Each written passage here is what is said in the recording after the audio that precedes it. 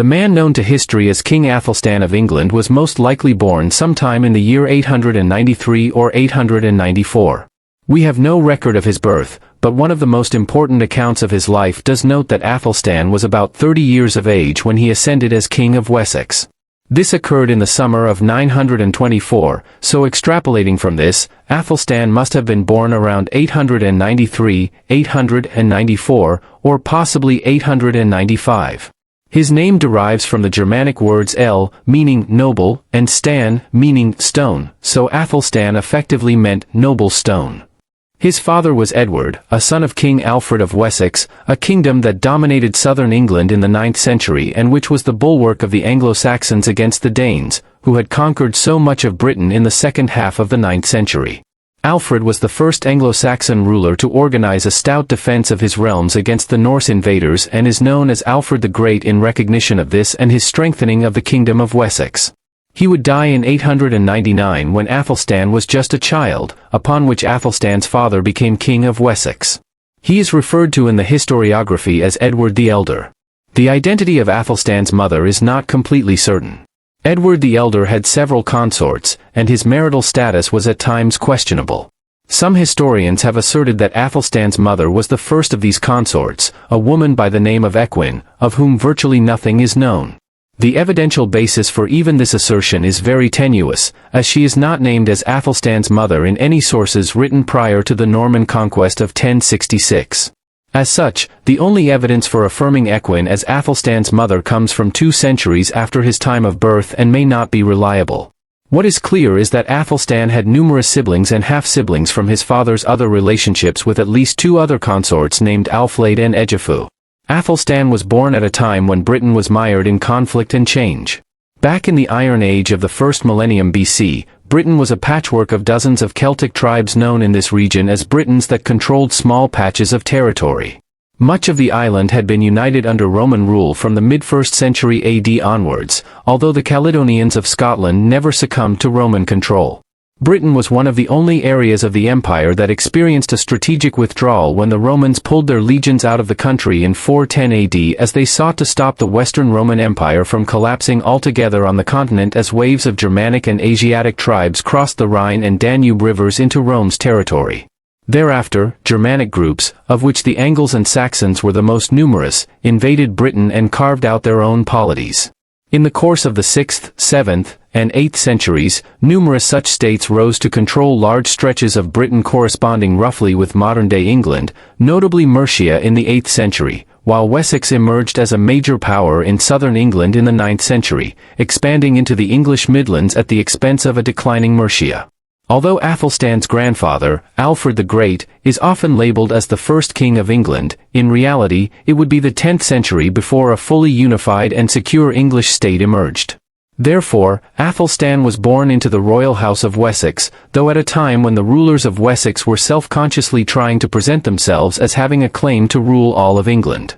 This situation had been enormously complicated in the 9th century by the arrival of what are often, somewhat inaccurately, called the Vikings.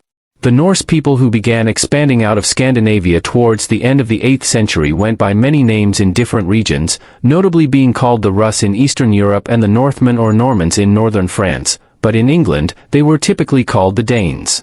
As elsewhere, the Danes had first been content to engage in raids against England and then take their loot and slaves back to Norway and Denmark, but from the middle of the 9th century onwards, they had begun settling in and taking control of large parts of northern and eastern England, establishing polities like the Kingdom of Northumbria and the Kingdom of East Anglia.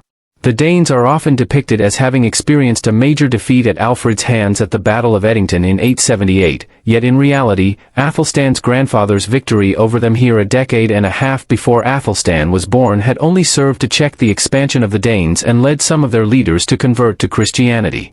These accomplishments aside, Edington certainly did not lead to the defeat of the Danes, and much of northern and eastern England remained under the control of powerful Danish rulers for decades to come, with major implications for Athelstan's life and reign.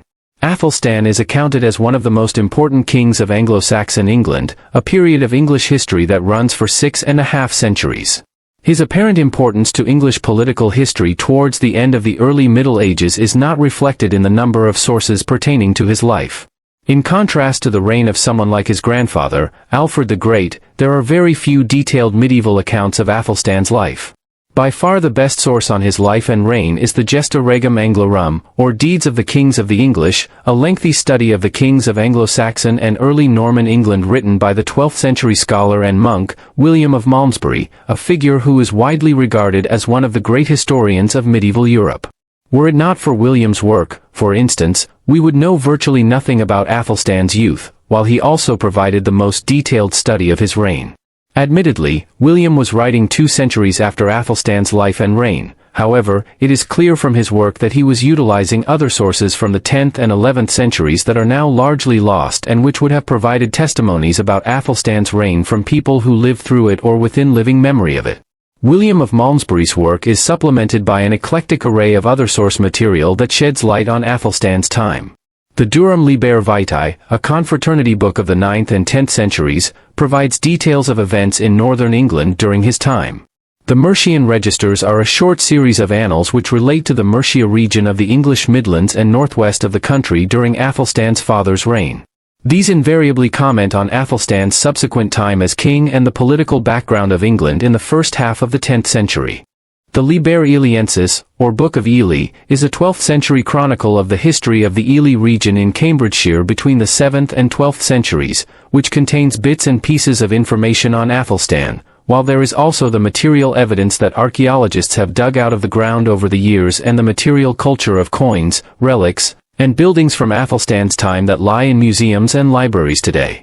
Nevertheless, there are still considerable gaps in our knowledge concerning Athelstan and, as we will see, the greatest battle that he fought, which has secured his reputation as one of the country's foremost medieval monarchs, is so mysterious in many ways that historians are unclear as to where it was even fought. Indeed, such is the potted nature of the information available on Athelstan's life and time as king that the first full biographical book on him was only published in 2011, a very peculiar scenario for an English monarch, most of whom have been the subjects of dozens of books over the last century or so. Historians were simply reluctant until recent times to try to reconstruct Athelstan's life, such was the lack of material from which to do so. It is from William of Malmesbury that we learn that Athelstan was favored when he was little more than an infant by his grandfather Alfred, who gifted his young grandson with valuable presents including a cloak dyed in rich scarlet, along with a belt that was inlaid with precious gemstones. Alfred also bestowed an ornate sword with a valuable scabbard on his grandson, presumably before Athelstan even possessed the strength to hold it aloft, as the child cannot have been more than 4 or 5 years old at the time, given Alfred's death in 899 when Athelstan was just 5 or 6 years old. It was also to his grandfather that Athelstan owed his education. Alfred the Great was more than just an effective military commander, he was also one of England's first scholar kings and had patronized a court inhabited by some of the finest scholars of the age. It was under some of these, many of them church figures who continued to inhabit the royal households of Alfred's sons and daughters after his own death, that Athelstan learned Latin and other subjects in the late 890s and into the 900s. Coins and royal portraits provide highly stylized versions of Athelstan's appearance, though we learn from William of Malmesbury that he was slightly smaller than the average height of those times and so not much above 5 feet, while he had a thin frame and fair brownish gold hair. Although a scholarly education certainly had its merits and would inform Athelstan's reign and government in years to come, there was still nothing more significant in medieval times for a ruler than to be able to effectively lead his followers into combat, particularly when Britain was still as bitterly divided as it was in the early 10th century. Despite the Leonizing of Alfred's victory at Edington in 878 by historians of the Victorian era anxious to see in this engagement the first flushes of the English nation, the reality was that Athelstan's father faced all of the same challenges which Alfred had. Edward controlled much of southern England and the Midlands, but a much weakened Mercia still remained as an Anglo-Saxon rival in the northwest, with the Danes controlling the Kingdom of East Anglia north of London in eastern England and the Kingdom of Northumbria dominating northern England. What was worse, new bands of Danes were also establishing themselves at points along the southern coast in the English Channel in the 900s and 910s. Edward responded to these threats effectively during his long quarter of a century reign. He managed to root out many of the Danish toeholds in the south, while Mercia was subjugated to a large extent when Athelstan's aunt, Athelflaed, became Lady of the Mercians after her husband, Athelred, the Lord of the Mercians, became seriously ill in 909. He died 2 years later. Thereafter, Mercia continued as a client state of Wessex until 918 when it was united with Wessex, though the latter action did lead to the outbreak of some unrest in Mercia amongst the nobility there in the late 910s. This subjugation of Mercia allowed Edward to campaign with considerable success against the Danes of East Anglia, and in 917 and 918 he conquered and annexed their kingdom. Athelstan served his apprenticeship as a military commander during these wars, campaigning in both East Anglia and Mercia in the 910s, while there is more than a suggestion in the sources, fragmentary as they are, that after his aunt Athelflaed died in 918, Athelstan ruled Mercia on behalf of his father.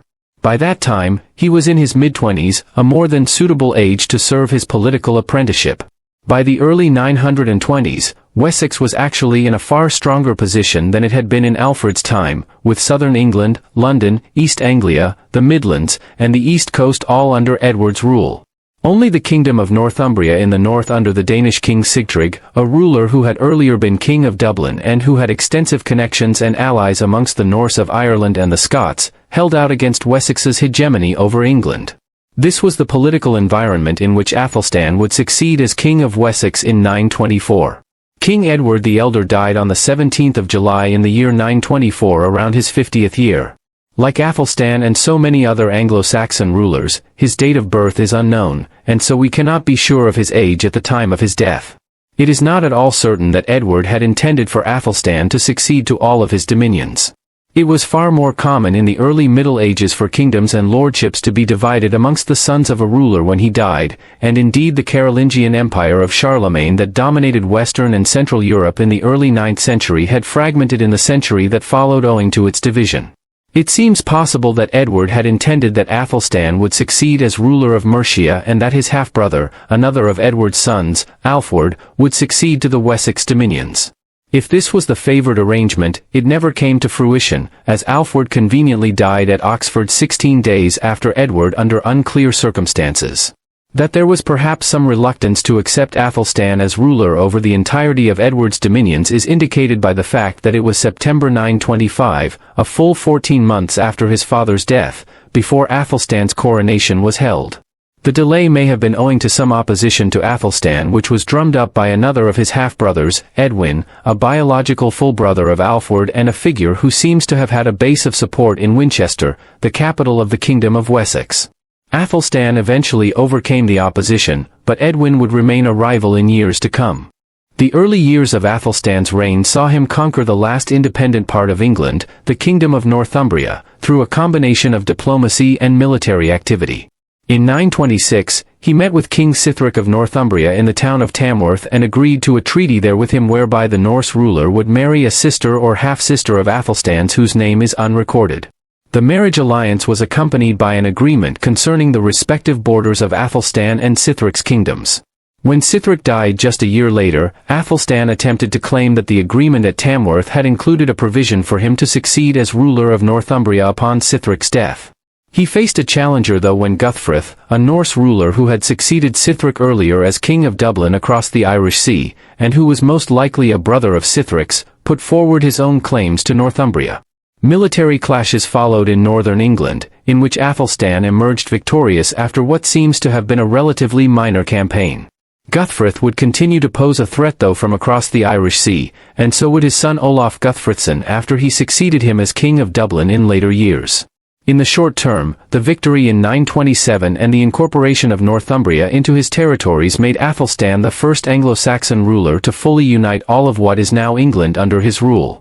In this sense, it was him rather than his grandfather, Alfred the Great, or indeed his father, Edward the Elder, who should be considered the first true king of England, though clearly Alfred and Edward had laid the groundwork for the Kingdom of Wessex to unite the country and had aspired to the kingship of all the Anglo-Saxons of England.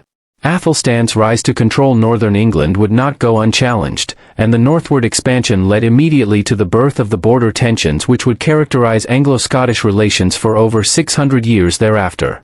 Although Athelstan held a gathering at Emont just south of Penrith in the summer of 927, in which he succeeded in having several Welsh lords and King Constantine II of Scotland acknowledge his position as the ruler of the territories held by the Angles and Saxons since the 5th and 6th centuries, as soon as these other British lords and rulers had dispersed from Emont and headed home, they began plotting against the new King of England.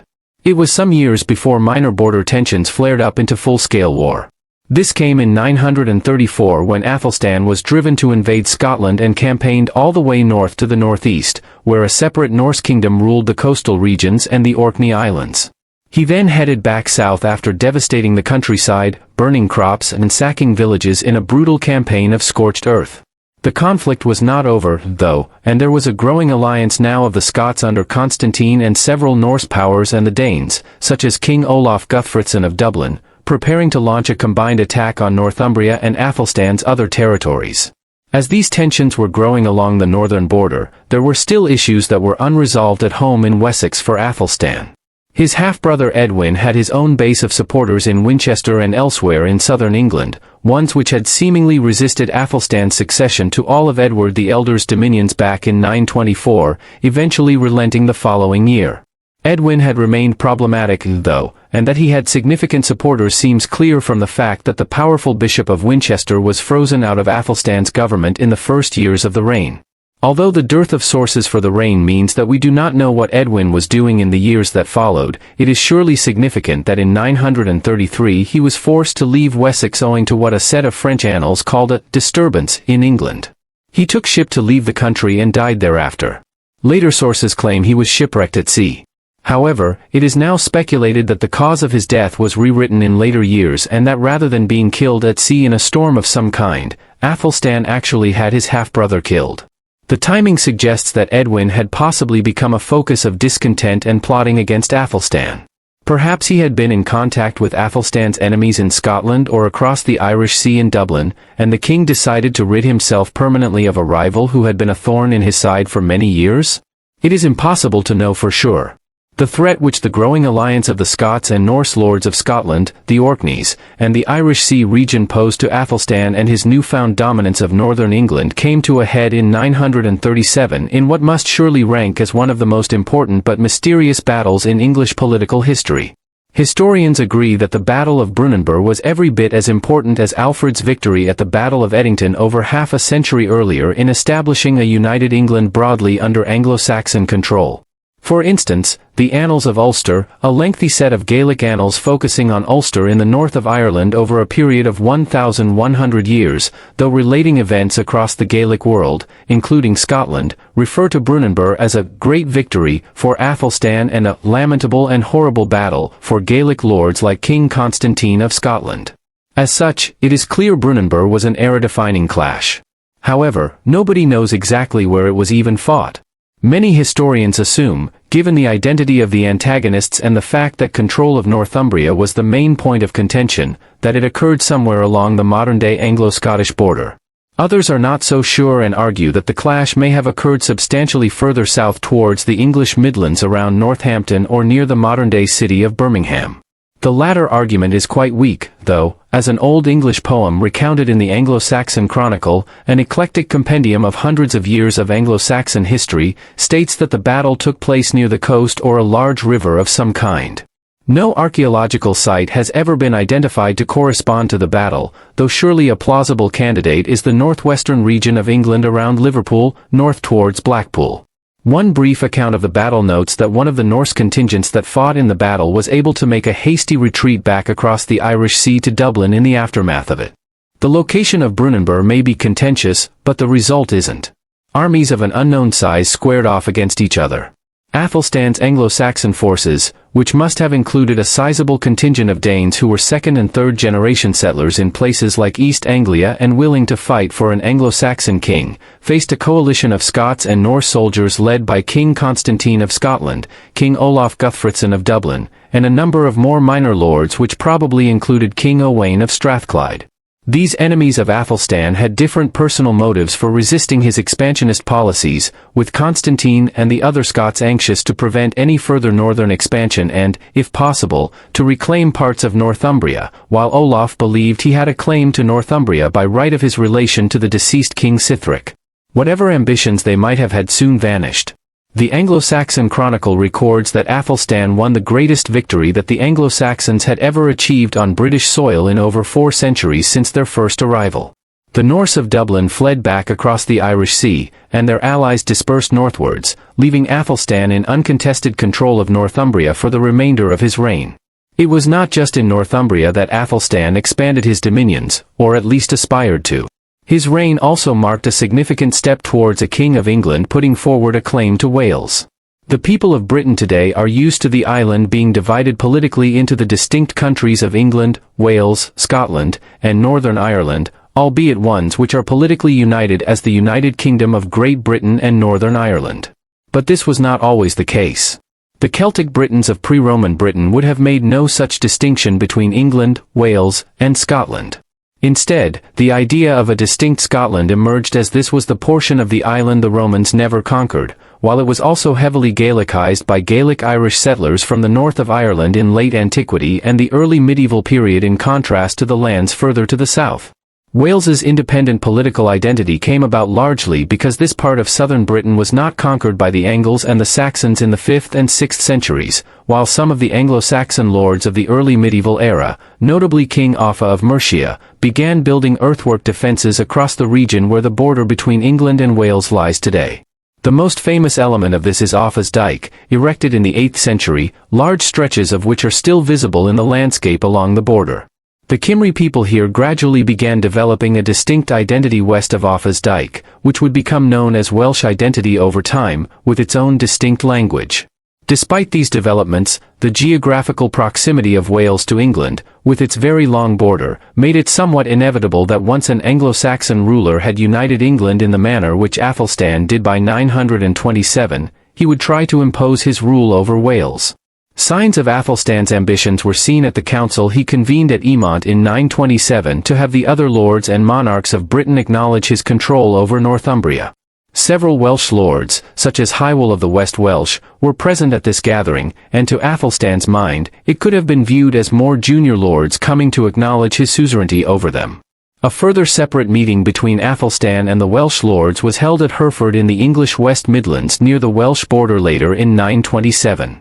Here, Athelstan's claims to influence in Wales were made more expressly clear when Hywel, Owain of Gwent, and a number of other major Welsh lords agreed to pay an annual tribute to Athelstan, while lords such as Idwal, King of Gwynedd, who had not been present at Emont, also submitted at Hereford. Exactly why they did this is unclear, and the lack of source material prevents us from fully determining what happened. The fact that Athelstan subsequently took hostages in the form of younger sons and relatives of these Welsh lords to be raised at his court in England as a guarantee of their future obedience clearly indicates they entered into these vassalage agreements unwillingly. Perhaps Athelstan had campaigned against the Welsh in the mid-920s, forcing them to acknowledge him as their overlord, and details of these military ventures are simply not recorded in the handful of medieval chronicles which briefly cover Athelstan's reign. Whatever the circumstances of how it came about, Athelstan's partial subjugation of the Welsh lords in the 920s and the manner in which he had campaigned militarily into Scotland in 934 led to a growing belief in him as not only the king of a united England, but also in his ability to exercise imperium or imperial rule over all of Britain. In line with this, he consciously tried to present his claim to be the ruler of a united Britain to the world as his reign progressed. In the mid-920s, shortly after he had become King of Wessex, Athelstan is still described in charters and other royal documents that have survived as the King of the Anglo-Saxons, the same title his grandfather Alfred and father Edward had generally used on royal documents. Yet from 927 onwards, the titles which he used on charters and other documents demonstrated his growing claims to not just rule England but all of Britain. Some used the Latin term Rex Anglorum, meaning King of the English.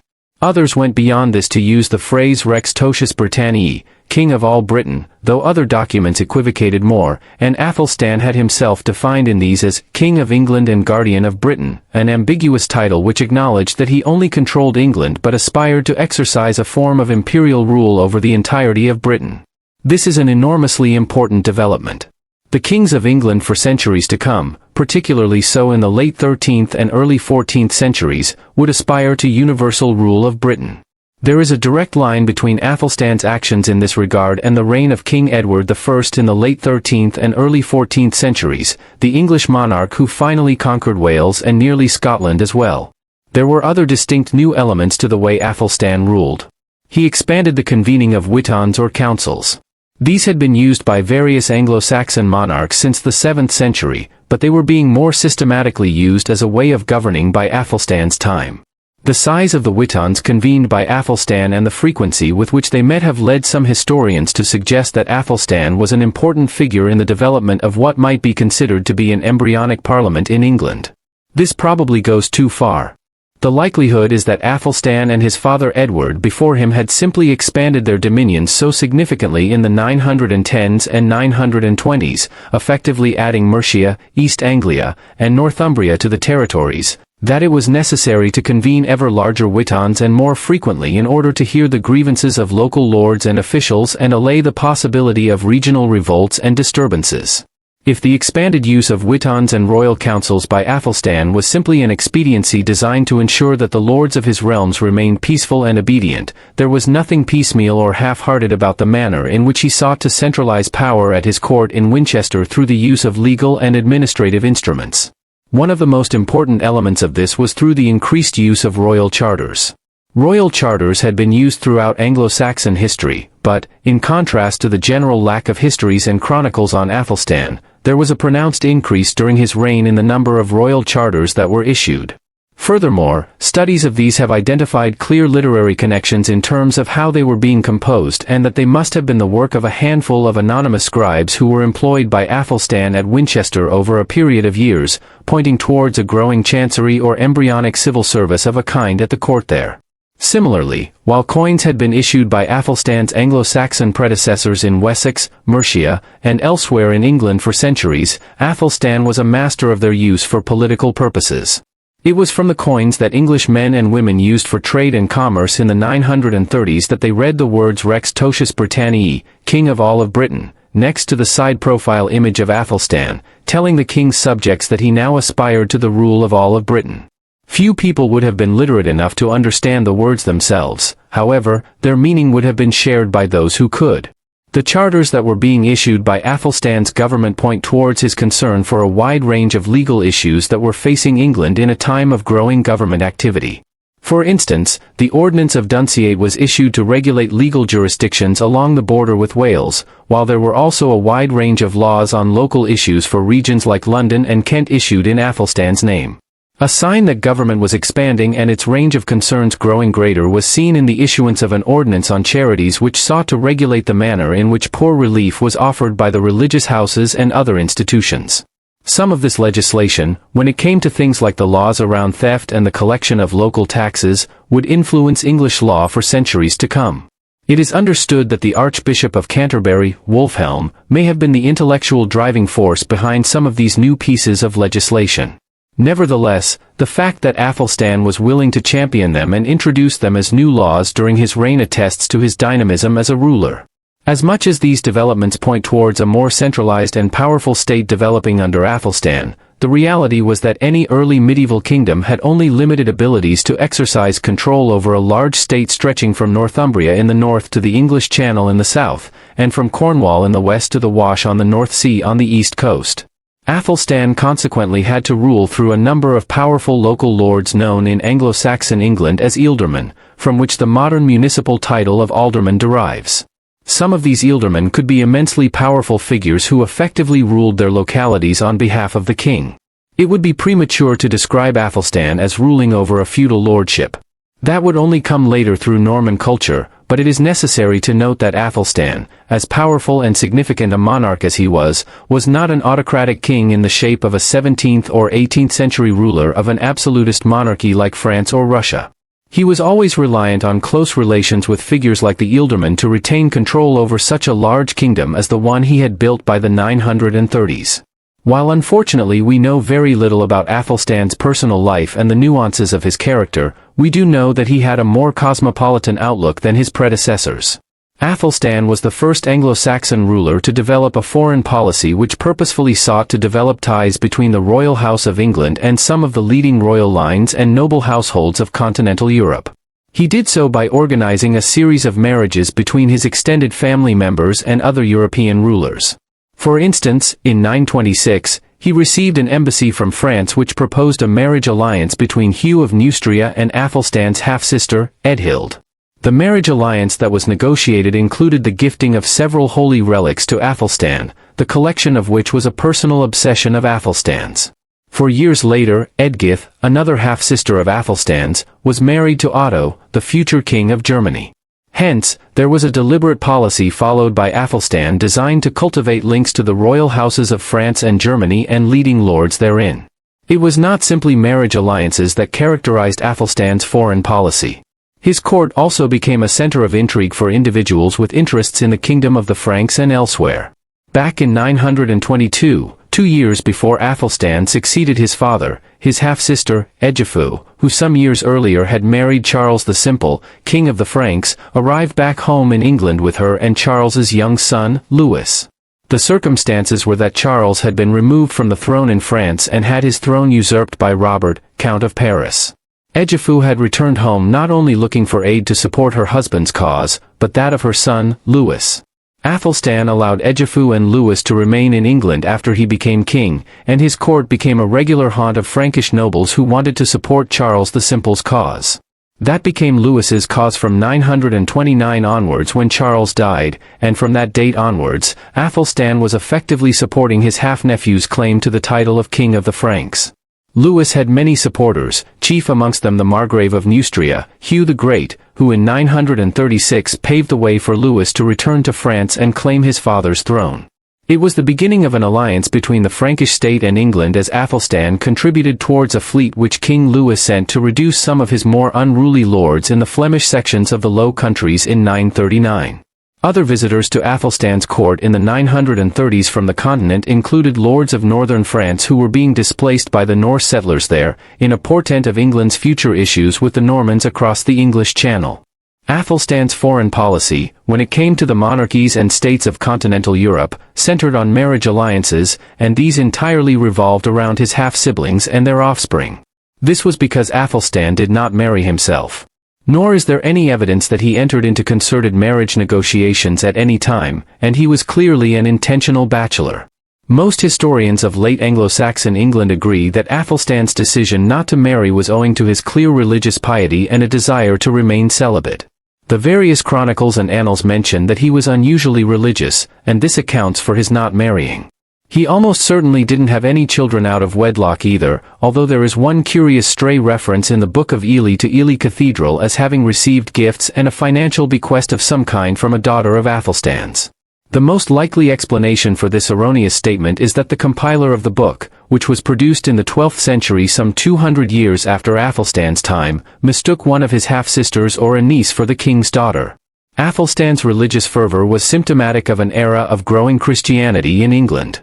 This was part of a religious reform movement which had begun under Athelstan's grandfather and which continued into the 10th century, part of which was owing to a strand of thought known as millenarianism, which perceived that the approach of the year 1000, the millennium anniversary of Jesus' birth, might augur the second coming of Christ. Athelstan's religiosity led him to patronize numerous monastic abbeys and institutions. For instance, he founded new abbeys, those of Milton Abbas in Dorsetshire and Muchelney in Somersetshire being the most prominent. Other existing religious houses that benefited from his largesse included Malmesbury Abbey. Given that the main chronicler of his reign, William of Malmesbury, was a monk here 2 centuries later, we need to bear in mind that William might have been inclined to present an overly positive account of Athelstan in his portrayal of the king and his accomplishments as a monarch who had patronized Malmesbury Abbey. More broadly, Athelstan was at the center of the Benedictine reform movement of the 10th century, one which sought to revitalize the Benedictine order that dominated monasticism in early medieval Europe but which was perceived as having become overly worldly and materialistic by the 10th century. Athelstan and other monarchs of the time called for a return to a strict adherence to the 6th century rule of Saint Benedict, a guidebook which laid down clear strictures concerning monastic behavior and observances. One of the most curious elements of Athelstan's reign and character, and one which was intimately connected to his religious piety, was his role as a relic collector. His interest in collecting ornaments which were associated with saints and even with Christ himself was so great that it was known internationally. William of Malmesbury tells us about a letter which he claims to have seen from the prior of an abbey in Brittany in northwestern France written to Athelstan, in which he noted his awareness that relics were, quote, "dearer to you than all earthly substances." This is confirmed by other sources which note that Athelstan hired individuals whom he sent to travel around continental Europe in search of religious relics that could be acquired and brought home to England.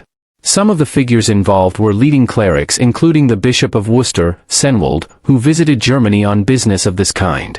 Amongst the most famous of the relics believed to have been acquired were the Holy Lance or Spear of Destiny, the weapon which was said to have been used to pierce the side of Jesus crucified on the cross by a Roman soldier who wanted to confirm that he was in fact dead, as well as the sword of Constantine, a blade which was believed to have had pieces of the true cross embedded into the hilt. The authenticity of such relics is, of course, dubious. There were many different versions of the Holy Lance floating around Europe in medieval times and enough pieces of the true cross to have made up a small forest. These two relics were allegedly deposited at Malmesbury Abbey, where they acted as major attractions for religious tourists and pilgrims, while other churches and abbeys received equally peculiar relics acquired by Athelstan, including the alleged arm and crosier of Saint Samson, who was believed to have played a prominent role in Christianizing Brittany, Cornwall, and parts of Wales in the late 5th and early 6th centuries. Following in the footsteps of his grandfather Alfred, Athelstan patronized the development of a learned court where scholarship played an important role. All of this followed in the vein of the Carolingian Renaissance, a movement fostered by Emperor Charlemagne at his court in Aachen in western Germany in the 790s and 800s, when he had sought to restore learning and the arts in a way not seen since the demise of the Roman Empire. While England was not yet producing indigenous scholars of the likes of William of Malmesbury, who in the 12th century was believed by some to be one of the most learned men in Christendom, Athelstan's court did become a haven of expatriates from Europe who came to write and work at Winchester, evidently being offered generous terms by the English king to relocate. The fragmentary details of them indicate, based on their names alone, that several were Germans, though some were also Norse, notably the Icelandic poet Egil Skallagrimsson, who must have visited England at least briefly, as a few lines of a poem he wrote in praise of Athelstan have survived. The most accomplished of all the scholars who came to Athelstan's court was undoubtedly Israel the grammarian, a figure of shadowy origins who may have hailed from Ireland, France, or Germany, but who had spent many years at Rome establishing himself as one of the foremost scholars of 10th century Europe. A polymath who dabbled in poetry, philosophy, religious commentary, literature, and even wrote a treatise on an obscure medieval board game called the Tau Game of the Gospels, he was one of the few individuals at that time in Europe who was an accomplished Greek scholar and knowledgeable of the Greek religious philosophy called Neoplatonism, a movement which had emerged in late antiquity and which in many ways influenced the early Christian church. Athelstan's patronage of a learned court and activities as a relic collector extended to acquiring a library of valuable books and manuscripts which he then donated to leading religious houses around England. Books were an enormously valuable commodity in early medieval England, particularly vellum copies of the Bible, which were copied out ornately. The provenance of some of these indicates they were acquired from religious houses in the Low Countries and other parts of the continent by Athelstan, often after being copied out over a period of years by skilled scribes. A common theme running through several of the manuscripts associated with Athelstan is that they featured stories of Saint Cuthbert or dedications to the saint. Cuthbert was an Anglo-Saxon saint associated with Lindisfarne Abbey and the Northumbria region of northern England in the 7th century.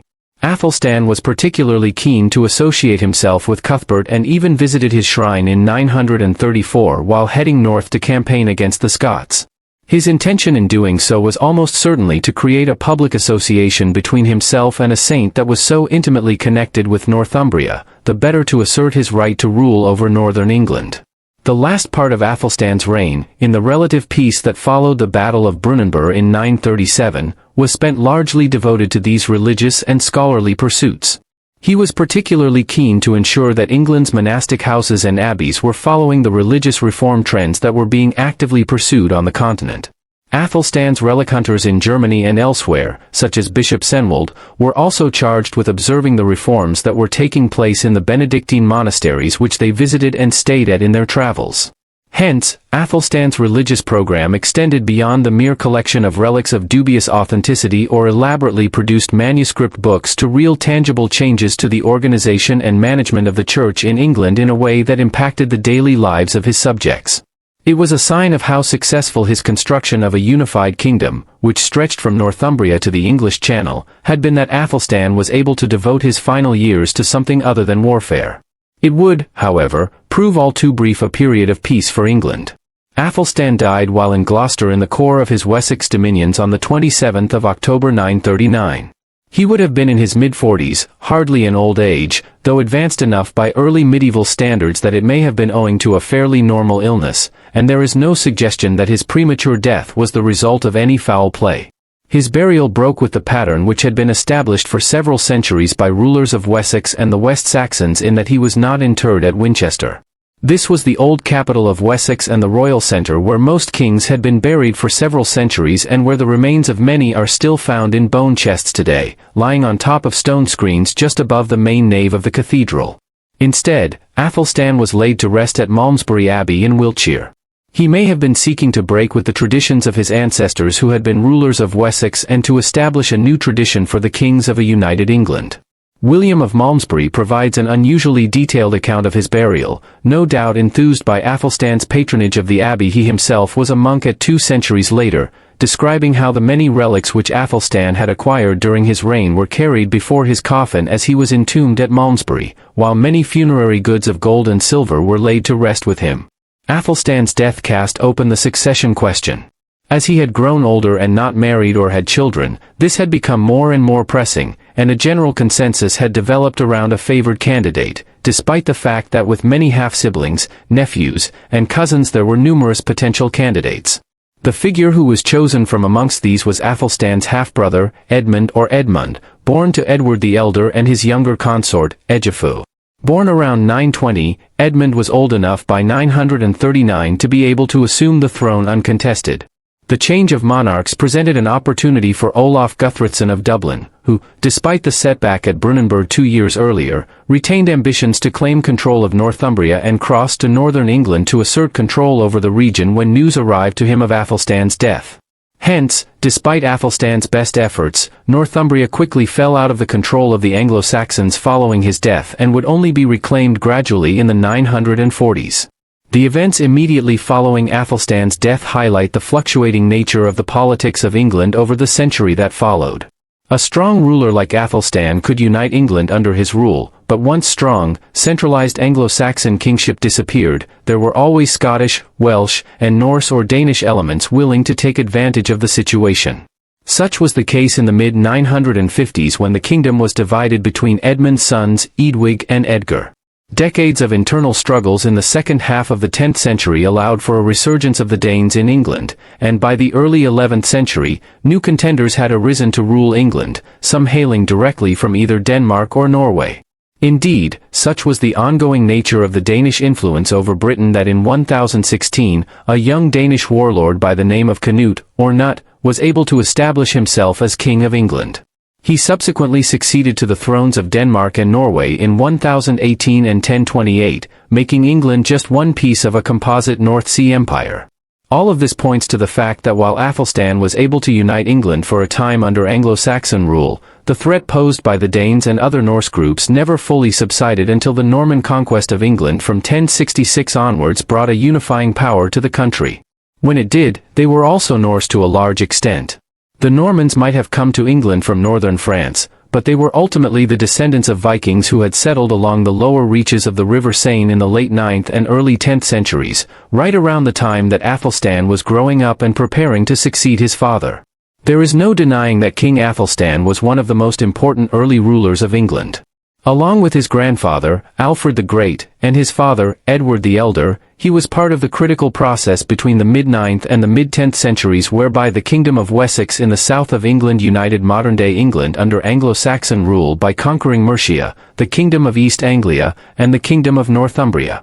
He achieved this largely by 927 and then confirmed his control of the north of England through victory in the decisive Battle of Brunanburh in 937, a reign-defining military clash about which we have surprisingly few details. And he wasn't vital just in terms of unifying England and having a claim to being the first true king of England. He also laid down immediately upon uniting England the claims to universal rule over Britain, which the kings of England would exercise for centuries to come, seeking to overawe the Welsh lords in a manner that prefigured the English conquest of Wales in the High Middle Ages and claiming a British imperium over Scotland. Further afield still, he began the process whereby England entered into marriage alliances and dynastic relationships that would create entanglements between England and countries like France in centuries to come, while domestically he laid down the roots of the creation of England into the most centralized and effectively administered kingdom in Western Europe by the 12th and 13th centuries. In short, while we are frustratingly hampered by a lack of detailed sources for Athelstan's life and reign, there is no denying from what we do know about him that Athelstan was one of the most important Anglo-Saxon monarchs in England prior to the Norman conquest. What do you think of Athelstan? Is he one of England's underappreciated kings only because so few sources for him have survived, or due to a lack of significant accomplishments as monarch? Please let us know in the comment section, and in the meantime, thank you very much for watching.